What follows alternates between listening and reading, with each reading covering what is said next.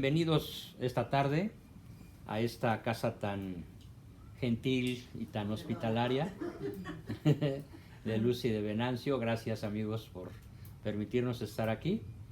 Y vamos a hablar hoy de un tema verdaderamente candente y difícil. Y me refiero a la verdad. ¿Por qué vamos a hablar de la verdad? Y vamos a aclarar lo más importante acerca de este concepto, que en general en la mayoría de los países, de las personas, de las naciones, de los individuos, pues no hay ideas claras. Entonces yo tengo verdaderamente el deseo de que este video, que va a ser visto por cientos de miles de personas, como siempre pasa, les sirva a las personas de buena voluntad para descubrir uno de los 4 trascendentales del ser. Los 4 trascendentales del ser son el bien, la verdad, la belleza y la unidad. Entonces hoy nos vamos a concentrar en este trascendental del ser que se llama verdad. Y vamos a hacer el mismo ejercicio que hicimos ayer. Yo voy a dar un enunciado y ustedes van a dar una calificación. ¿Cuál es la calificación? Para los que no la oyeron ayer, la calificación se da así. Si están totalmente de acuerdo con mi acerto, con el enunciado que yo lea o explique, dan un 10, que significa totalmente de acuerdo. Si están tendientes a estar de acuerdo, pero no de modo absoluto, dan un 7. Si no saben si estar de acuerdo o en desacuerdo, dan un 5. Si tienden a estar en desacuerdo, dan un 3. Y si están en absoluto desacuerdo, darían un 0. El primer reactivo que voy a leer es el siguiente. La mejor forma de conocer la verdad, la mejor forma posible de conocer la verdad es conformarse con el conjunto de sinceras opiniones personales y subjetivas. Algo así como: esta es mi verdad y respétame como yo respeto la tuya, porque mi verdad es el único criterio que tengo para conocer la verdad y ningún otro. ¿Califiquen? 0. ¿Alguien da más de 0? No. Muy bien, bien contestado. Pero ¿por qué? ¿Por qué es 0? ¿Por qué una persona inteligente no puede dar 3, 5, 7 o 10? No puede manifestar ningún acuerdo con este enunciado. La mejor forma de conocer la verdad, la mejor forma posible de conocer la verdad, es conformarse con el conjunto de sinceras opiniones personales y subjetivas. ¿Por qué no se puede defender este punto de vista? Porque este punto de vista se conoce con el nombre de verdad subjetiva, a diferencia de lo que sería verdad objetiva o verdad lógica. Cuando yo digo la palabra banco, a ver, ¿qué es un banco? Pues un banco es un... ¿Dónde está sentada? Yo estoy sentada, exactamente. Pero otro podría decir... un banco una institución donde voy a... donde guardas tu dinero o donde vas a pedir prestado. Un banco de peces, peces o de información. Entonces, ¿con cuál banco nos vamos a quedar? Pues hay que aclararlo, ¿no? Entonces, igualmente, con la palabra verdad hay que aclarar en qué sentido la estamos usando. La palabra verdad verdaderamente se puede usar en 3 sentidos. Verdad, verdad y verdad. ¿Cuál es el primer sentido de la palabra verdad?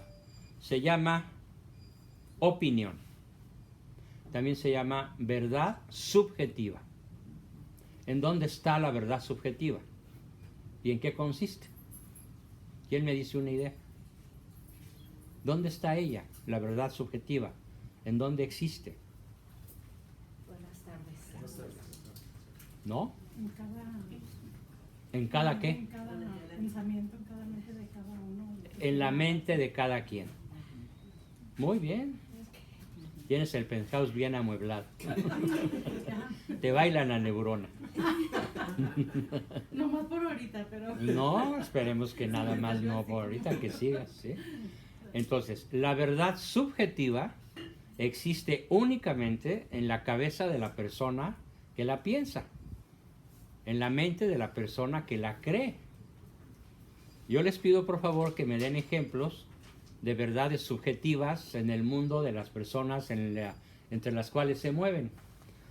Hay seguramente en su ambiente personas que creen en verdaderas estupideces, pero las creen y toman decisiones con base en estas creencias. ¿Quién me puede poner un ejemplo real? Pues podría ser, doctor, que A ver. Nuevo gobierno de Morena pues nos iba a traer toda la prosperidad y seguridad y no sé cuánto de que estábamos esperando los mexicanos. Muy bien, y entonces esa verdad subjetiva, ¿dónde existe? Pues en la mente de los... Pues eran como 33 billones y ahorita son como 16. Sí, exactamente, ya. Y todos los días Realidad. perdiendo Así es. credibilidad, aunque hay muchas personas, millones de personas, que aunque estén viendo el desastre, Sí. estén viendo que ya van 8 meses apenas de desgobierno y la inseguridad está más disparada que nunca, y podemos decir que los últimos 8 meses son los meses más sangrientos en la historia de México, desde que se cuentan los muertos por violencia de narcotráfico, ¿no? Y creciendo. El peor mes, el mes más inseguro, con más muertos de la historia, fue junio. Cuando en los primeros días de agosto se den las cifras sobre julio, pues julio habrá superado a junio. ¿Y hasta dónde vamos a ir a parar? Entonces, es un magnífico ejemplo de que algo puede existir únicamente en la imaginación calenturienta de las personas. Lo creen, ni duda cabe que lo creen, pero no es una verdad, ¿qué? Objetiva. Muy bien. No es una verdad objetiva. ¿Podríamos llamarle a la verdad objetiva una verdad absoluta? ¿Correcto? La También verdad podría objetiva ser es absoluta. absoluta. Muy bien. A ver, excelente. ¿Ya ves cómo sí te baila la neurona? No, A ti también. todos los días. No, aquí todos están contestando bien hasta el momento. Felicidades. ¿Dónde existe la verdad objetiva?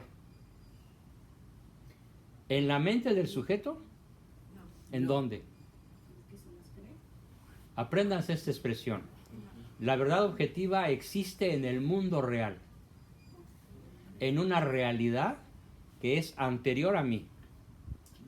Antes de que yo existiera, ya existía la realidad. Antes de que yo siquiera fuera concebido por mis padres, lo que es, ya era. Esa es la verdad, ¿cuál? Objetiva. Absoluta. Absoluta. ¿Y su nombre elegante cuál es? Hay un nombre dominguero para la verdad absoluta o verdad objetiva. Ese nombre dominguero es la verdad ontológica. Ontológica. Y quiere decir referente al ser considerado como tal. El ser en sí mismo, ojo, es como es. No importa cómo te imagines tú que es. Y se define de una manera muy simple. Lo que es, es. No importa qué pienses tú. Lo que es. Pero por ejemplo esa verdad podría ser Objetiva, universal, única, absoluta. Pero universal. ¿Qué tal si yo vivo en China y yo como usted dice Como chinito. como chinito, ¿verdad? Antes de ¿Crees yo que nací, Mao es un dios?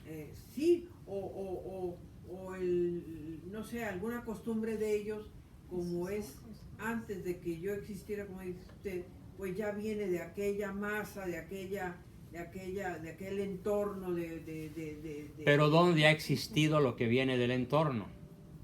¿En el mundo real? ¿O en la imaginación de 1.000 millones de chinos? ¿O de 100 millones de mexicanos? ¿O de 7.000 millones de seres humanos? Fíjate, la verdad objetiva no está sujeto al voto de la mayoría. Claro, ¿no? La mayoría puede estar absolutamente equivocada. Todos. Por ejemplo, en el siglo XV, por no irme muy atrás, en el siglo XV ya se había perdido un conocimiento que habían alcanzado los griegos a través de un filósofo, geógrafo, astrónomo, científico brillantísimo que se llamó Eratóstenes. Eratóstenes ya sabía, ¿sí?, que la Tierra era redonda y ya sabía cuánto medía. Ay, wow. ¡Wow! Él calculó que la Tierra medía 40,000 kilómetros de circunferencia, en una época en la cual no había medidas en kilómetros, pero la calculó en codos, Sí, sí, sí. de la mano cerrada a la punta del codo. Y el cálculo que Eratóstenes hizo en codos, traducido a la matemática moderna, son 40,000 kilómetros y cachito. Para no haber contado con ningún instrumento de precisión, él no tuvo telescopios, teodolitos, sistema métrico decimal, nada. ¿Qué tuvo? Sentido común. Él sabía que la Tierra era como era y que medía lo que medía. Él no lo imaginó. Él dijo, lo voy a descubrir y la voy a medir. Y entonces es apasionante saber cómo le hizo. Puso un palito en Atenas. Un palito lo sembró en algún lugar de Atenas. Y fue tomando notas con dibujos y con ángulos de la inclinación de la sombra del palito a lo largo del día. Y luego viajó hasta Egipto e hizo lo mismo. Y entonces calculó la diferencia entre cuánto hay de Atenas a Egipto, medido en nudos, que era otra medida de la época, o en leguas. Y luego calculó, conociendo la distancia entre Atenas y Egipto, calculó la diferencia del ángulo del sol en Atenas comparada con el ángulo del sol en Egipto. Hizo matemáticas que un niño de primaria inteligente podría hacer, o con elemental conocimiento de geometría.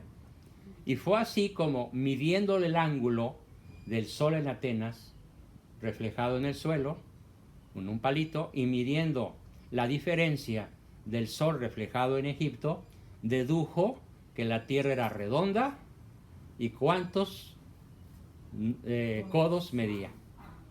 En el siglo XX, matemáticos muy listos estudiaron a Eratóstenes y dijeron, wow, Eratóstenes era un genio, porque descubrió la medida exacta de la Tierra cuando no había manera de medirla más que la inteligencia.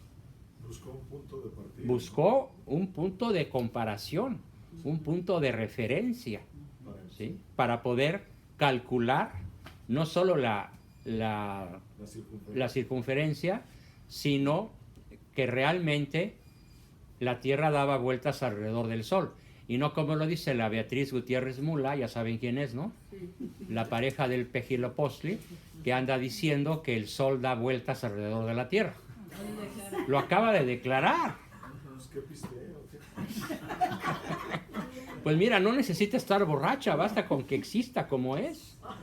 ¿Sí? Entra duro al mezcal, yo creo. Entra duro al mezcal, no, yo creo que al peyote.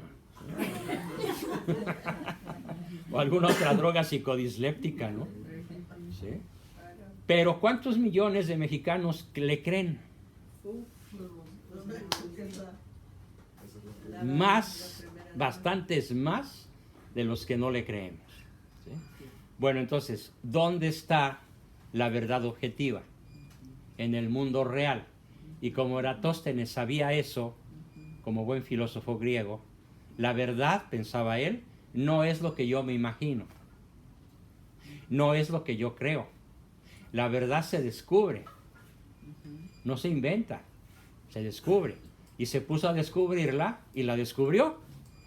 Para el siglo XV, el descubrimiento de Eratóstenes ya se había olvidado. Para empezar, hubo un incendio tremendo en la Biblioteca de Alejandría muchos siglos atrás, y desgraciadamente muchos de los descubrimientos griegos se perdieron por el incendio de la principal biblioteca de la época, ¿sí? Y ese conocimiento sobre la redondez de la Tierra en el siglo de Colón, 1400 y pico, cuando él llega a América, y después, un poquito después, en 1521, va a ser 500 años que sucedió ¿qué? ¿El descubrimiento? No, ya había sido descubierta. 1490. ¿Qué pasó en 1521? ¿Esa era la aparición? Eso fue en 1531. La Tierra era redonda. ¿No? El descubrimiento fue lo que concretan Juan Sebastián Elcano y Fernando de Magallanes, que le dan la vuelta a la Tierra en redondo. Salen de España, bajan por toda la costa de África, le dan la vuelta a África, llegan a la India, se topan con pared, vuelven a bajar, vuelven a subir y topan con pared en el continente norteamericano y bajan 14,000 kilómetros hasta Patagonia. No había manera de pasar hasta donde termina la Tierra de Fuego, al sur de Argentina.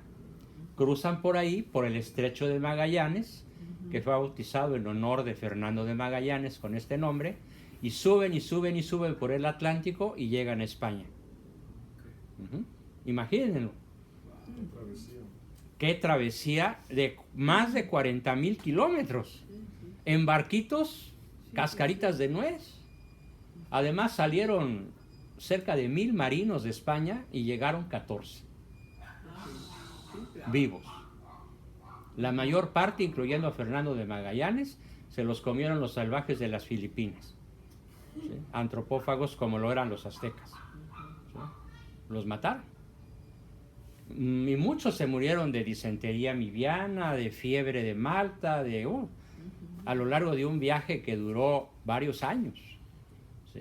Bueno, pues hace 500 años ya se descubrió oficialmente que la Tierra no es plana, como algunos curitas de Phoenix lo andan diciendo, y que no me quieren volver a ver en sus parroquias porque soy un hereje.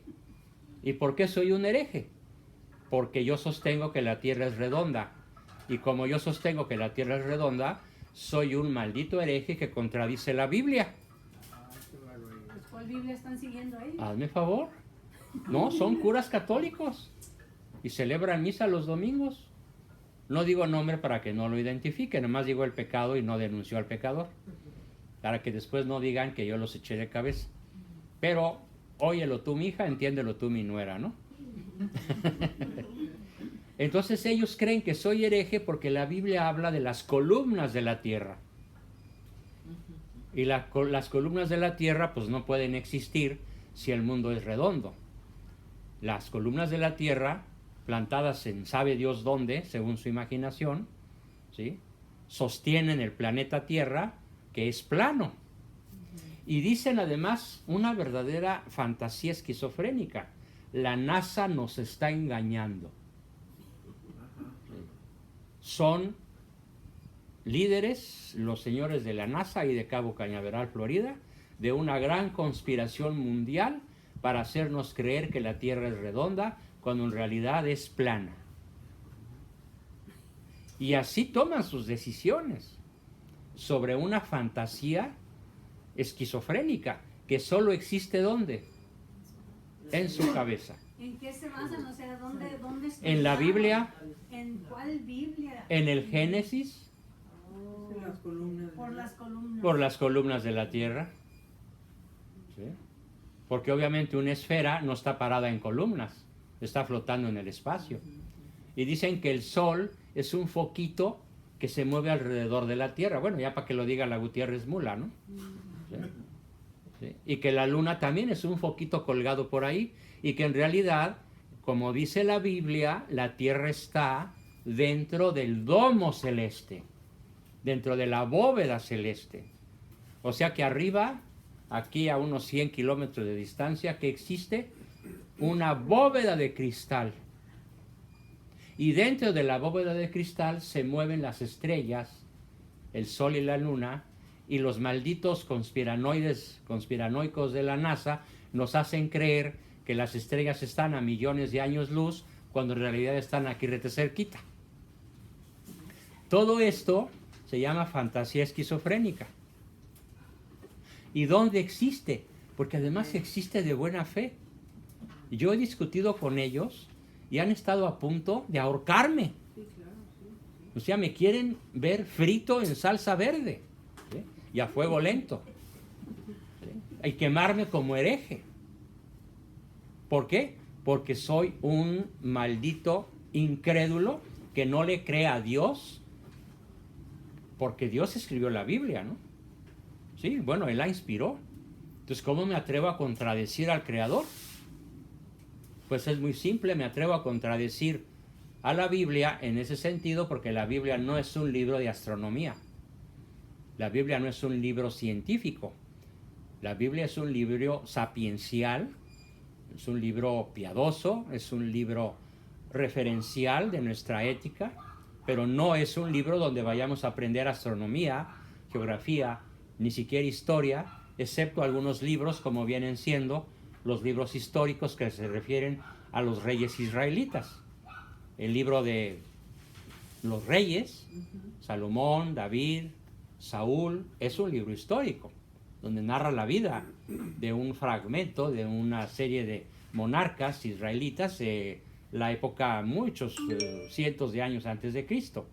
Pero fuera de eso, la Biblia no es un referente científico, aunque ahora modernamente se ha descubierto en una serie de libros que pueden conseguir probablemente, uno de ellos se llama "Y la Biblia tenía razón", donde estudia algunos fenómenos, algunos sucesos que la Biblia narra, como el paso, por ejemplo, de Moisés y los israelitas por el Mar Rojo, que se ha descubierto qué fue lo que realmente pasó.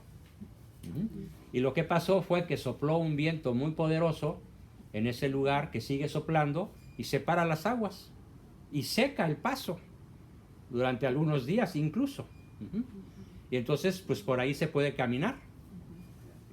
Y cuando el viento cesa, las aguas regresan y cualquier incauto que esté caminando por ahí pues queda cubierto por millones de toneladas de agua, ¿no? Y eso sucede todos los años. Y así como esta anécdota hay otras muchas que se refieren sobre esto.